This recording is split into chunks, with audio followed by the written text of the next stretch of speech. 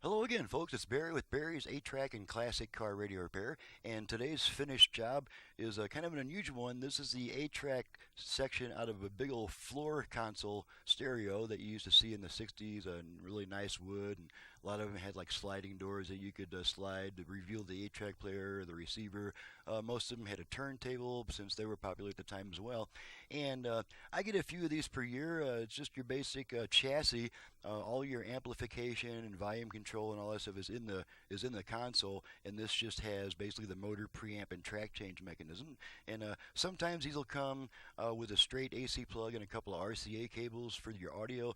Others will be just this weird 9-pin or 12-pin connector that you have no idea what goes where, and I have to open the unit and figure out what all the wires connect to figure out how to even operate it. This one wasn't too bad, so we're just going to give it a quick final test before we send her back to the customer. And this one comes from Earl in, let's see, where is Earl from? In West Point, Nebraska. Thank you, Earl, for sending me the job. And let's go ahead and pop some Anne Murray in.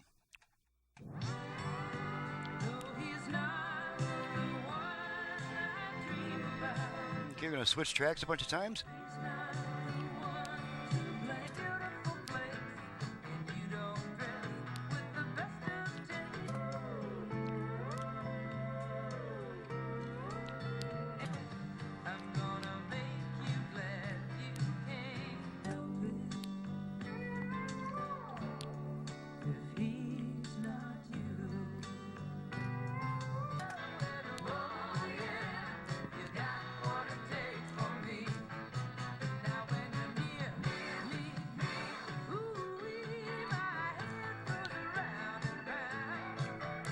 Alrighty.